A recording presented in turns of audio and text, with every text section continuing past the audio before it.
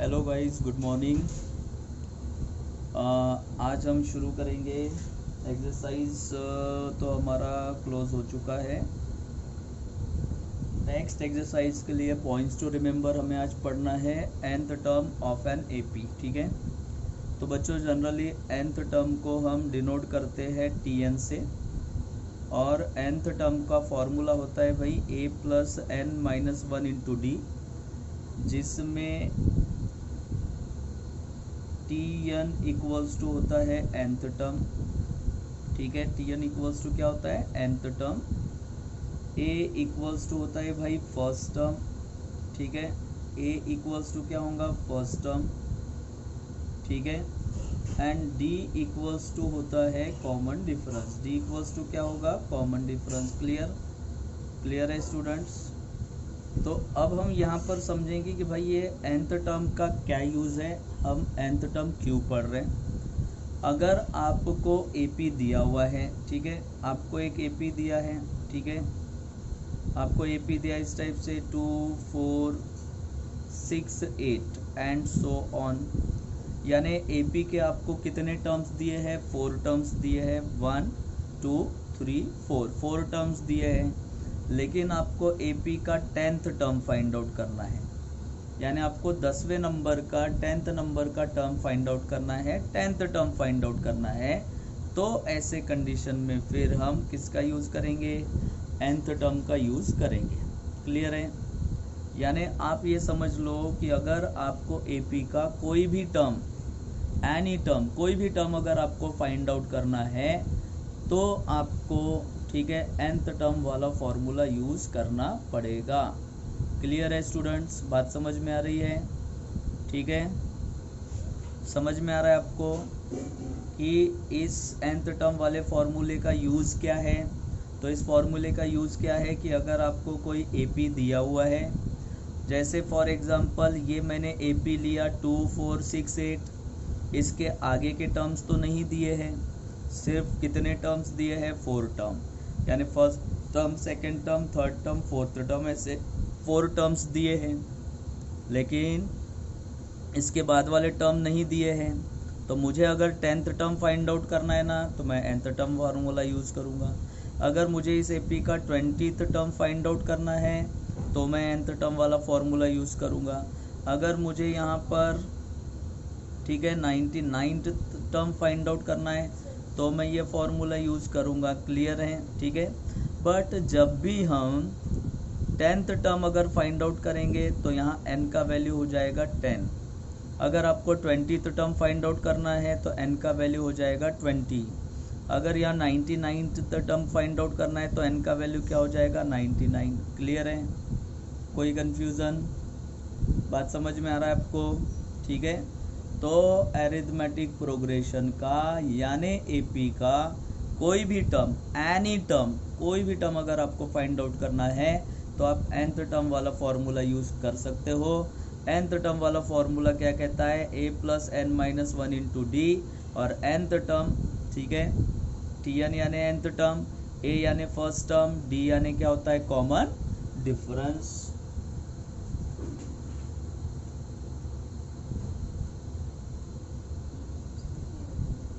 Well students, अभी एक छोटा सा पॉइंट था, अब हम शुरू कर रहे हैं practice set.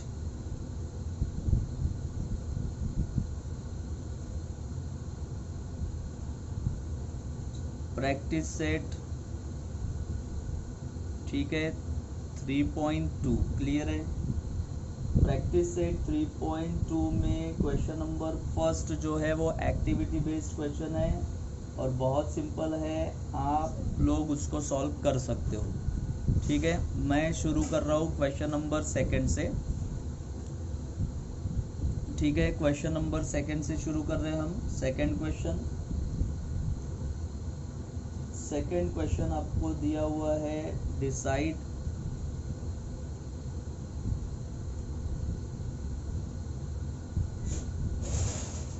whether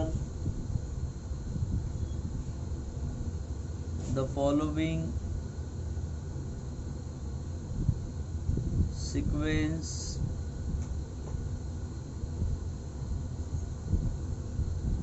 is an AP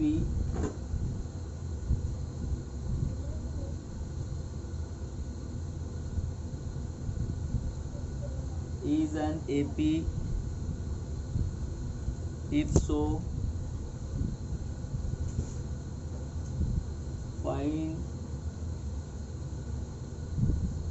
the 20th term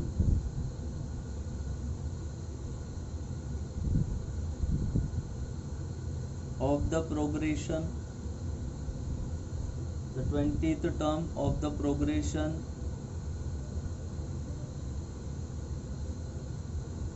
और प्रोग्रेशन क्या दिया आपको, -12,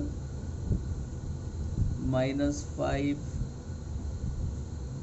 फिर है 2, फिर है 9, फिर है 16, फिर है 23 और फिर है 30 and dash dash dash. Okay students, question number 2 फिर से पढ़ रहा हूँ मैं, ध्यान देंगे। Decide whether the following sequence is an AP, यानी पहले तो आपको ये बताना है कि ये सीक्वेंस एपी है या नहीं। ये हम पहले इसके पहले वाले एक्सरसाइज में पढ़ चुके हैं। इफ सो, अगर एपी है, अगर ये सीक्वेंस एपी है, find the 20th term of the progression, तो आपको 20th टर्म फाइंड आउट करना है। तो पहले आपको ये डिसाइड करना है कि ये सीक्वेंस एपी है या नहीं है। और अगर ये सीक्वेंस एपी है, अगर ये सीक्वेंस एपी है तो आपको इसका 20th टर्म फाइंड आउट करना है। क्लियर है? तो स्टूडेंट, इस क्वेश्चन का जो हाफ पोर्शन है 50% तो मैं आपको पढ़ा चुका हूँ, 50% का पोर्शन तो मैं आपको पढ़ा चुका हूँ भाई, ठीक है? क्लियर है? तो अब आगे, ठीक है, फिर से शुरू करते हैं हम। हियर, इस एपी में भाई जितने भी टर्म्स दिए हैं उनको हम मेंशन कर लेंगे, ठीक है? तो यहाँ पर a इक्वल्स टू होता है फर्स्ट टर्म, और फर्स्ट टर्म इक्वल्स टू दिया है -12, ठीक है? फिर सेकेंड टर्म यानी t2 इक्वल्स टू है -5। थर्ड टर्म, तो थर्ड टर्म यहाँ पर दिया है 2। फिर उसके बाद फोर्थ टर्म आपको यहाँ पर दिया है 9। फिर उसके बाद आपको फिफ्थ टर्म यहाँ पर आपको दिया है 16 के बाद सिक्स्थ टर्म आपको दिया है 23, ओके? और 23 के बाद सेवेंथ टर्म आपको दिया है भैया 30। क्लियर है? तो जितने भी टर्म्स आपको दिए हैं वो सभी टर्म्स आपको पहले तो मेंशन कर लेने। जैसे ही आपने इन सभी टर्म्स को T1, T2, T3, T4, T5 को जितने भी टर्म्स दिए वो सभी मेंशन करने के बाद आप यहाँ पर फाइंड आउट करेंगे कॉमन डिफरेंस। तो कॉमन डिफरेंस कैसे फाइंड आउट करेंगे मैं पढ़ा चुका हूँ आपको। कॉमन डिफरेंस कैसे फाइंड आउट करेंगे, T2 - T1, ठीक है? T2 - T1 यानी सेकेंड टर्म में से फर्स्ट टर्म माइनस करो, तो -5 -12, तो -5 +12 हो जाएगा, और 12 में से 5 को माइनस किया तो यहाँ पर आपको मिलेगा भाई 7। फिर उसके बाद, ठीक है, फिर लास्ट माइनस फर्स्ट करेंगे तो थर्ड टर्म में से सेकेंड टर्म माइनस कर लेंगे। थर्ड टर्म में से सेकेंड टर्म माइनस करेंगे ना, थर्ड टर्म क्या है 2, तो इसमें से माइनस करेंगे -5, ठीक है? तो 2 ये हो जाएगा +5 एंड इक्वल्स टू क्या हो जाएगा भाई 7। फिर आप T4 माइनस क्या करेंगे, T3 लास्ट माइनस फर्स्ट, तो T4 कितना है भाई 9, माइनस हम क्या करेंगे 2, तो ये आपको मिलेगा 7। It is more than sufficient. इतना आपने फाइंड आउट कर लिया, बहुत है। तो देखो यहाँ पर आपको ये दिख रहा है कि इनका जो डिफरेंस है वो कैसा है, इक्वल है ना? डिफरेंस कितना है, कैसा है, इक्वल है। तो यहाँ लिखेंगे हम the difference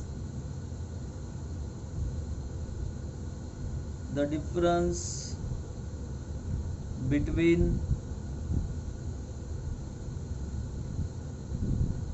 to consecutive two consecutive terms is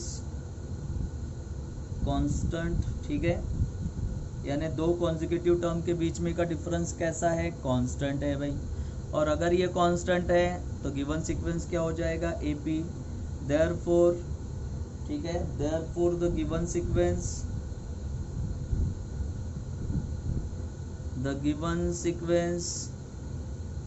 is an AP, ठीक है। तो गिवन सीक्वेंस क्या हो गया, एपी हो गया। क्वेश्चन क्या कहा था कि पहले तो ये बताओ कि ये सीक्वेंस एपी है या नहीं, तो हमने तो ये बता दिया कि ये सीक्वेंस क्या है, एपी है। अगर ये सीक्वेंस एपी है तो यहाँ पर ए का वैल्यू क्या है, ए का वैल्यू -12 होगा। और कॉमन डिफरेंस अभी तक आपने क्या फाइंड आउट किया, D equals to common difference क्या फाइंड आउट किया, 7। तो अब आपको ए और कॉमन डिफरेंस डी मिल गया। अब आपको यहाँ पर 20th टर्म फाइंड आउट करना है। अब हमें 20th टर्म फाइंड आउट करना है, तो 20th टर्म हम कैसे फाइंड आउट करेंगे, bye using nth term formula, ठीक है। मैंने कहा था आपको एपी का कोई भी टर्म फाइंड आउट करना है तो आप क्या कर सकते हैं, आप nth टर्म वाला फॉर्मूला यूज कर सकते हैं। तो मैंने nth टर्म वाला फॉर्मूला यूज करना है, a plus n-1 into D. अच्छा भाई, आपको 20th टर्म फाइंड आउट करना है, 20th टर्म यानी T20। तो मैंने आपको क्या बताया था कि अगर आपको T20 फाइंड आउट करना है तो n का वैल्यू क्या होगा, 20। अगर आपको T20 फाइंड आउट करना है तो n का वैल्यू क्या हो रहा है, 20। इसका मतलब n की जगह क्या रखो, 20। a का वैल्यू क्या आया, -12, प्लस n की जगह क्या रखेंगे, 20 -1। d कॉमन डिफरेंस आपने क्या फाइंड आउट किया था, 7, तो इंटू 7।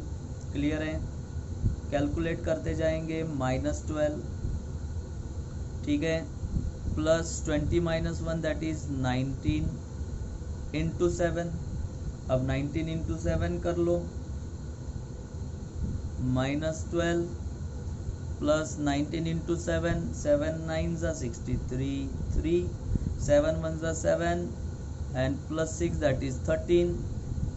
और 133 -12 कर दो भाई। अगर 133 -12 अगर हमने किया तो ये हो जाएगा 121। तो T20 इक्वल्स टू आपको क्या मिलेगा, 121।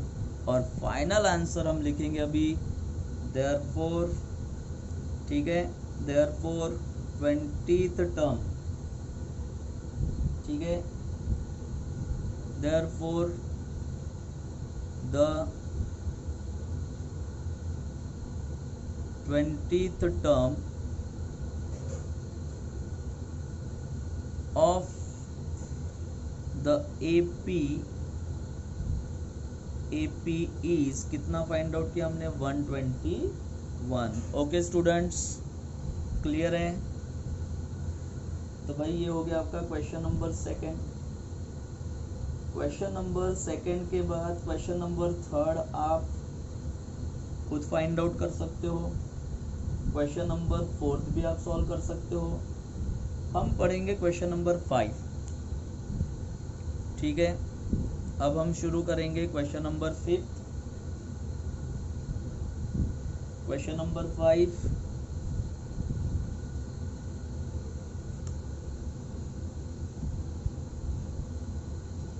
फाइंड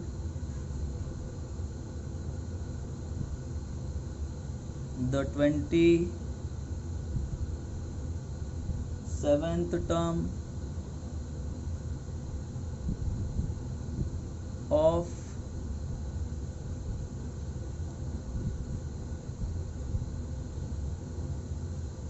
the following AP, ठीक है। AP दिया है आपको 9, 4, -1,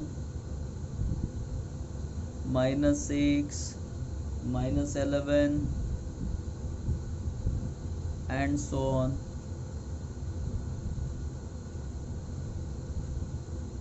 सॉल्यूशन, ठीक है, हियर। चलो बताओ अभी यहाँ पर a इक्वल्स टू यानी first term t1 equals to दिया है 9, t2 इक्वल्स टू होगा यहाँ पर 4, ठीक है, t3 इक्वल्स टू होगा -1, t4 इक्वल्स टू यहाँ पर होगा -6 and so on. Okay, common difference find out करेंगे तो t2 माइनस t1 करना पड़ेगा, t2 माइनस t1 यानी 4 माइनस 9 दैट इज -5। फिर हम t3 माइनस t2 करेंगे तो t3 कितना है -1, इसमें से -4 होगा तो -5। फिर हम t4 माइनस t3 करेंगे तो t4 minus t3 that is -1, sorry -6 minus -1 तो -6 प्लस 1 इक्वल्स टू -5। अब यहाँ पर देखो सभी के बीच में का डिफरेंस -5 है, इसका मतलब कॉमन डिफरेंस क्या हुआ -5, यानी d इक्वल्स टू क्या होगा -5। अब आपको 27th टर्म फाइंड आउट करना है तो direct by using nth term formula, ठीक है, क्लियर है, nth टर्म फॉर्मूला लगाओ, nth term equals to a plus n minus 1 into D, ठीक है,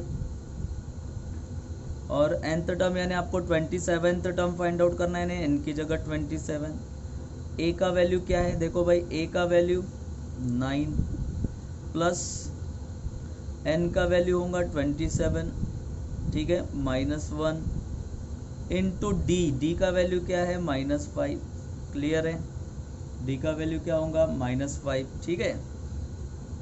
फिर t27 इक्वल्स टू 9 रहेगा एज इट इज, 27 में से 1 माइनस किया 26 मल्टीप्लाइड बाय -5, ठीक है, and t27 equals to 9 plus minus क्या होता है -5 6 ज़ा 30, 5 2 ज़ा 10, ठीक है, 10 प्लस 3 दैट इज 130, ओके, और t27 यानी 27th टर्म ये जो है आपको मिलेगा -121, ठीक है, और ये रहा अपना final answer. Okay students, clear है। तो इस टाइप के क्वेश्चन नंबर 5th तक जो भी प्रॉब्लम्स रहेंगे वो आपको होमवर्क रहेंगे या आपको सेल्फ करने हैं। अगर कोई प्रॉब्लम है, कोई कन्फ्यूज़न है तो आप मुझे व्हाट्सअप करिए, वीडियो को रिपीटेड पैटर्न में देखिए। Thank you, have a good day.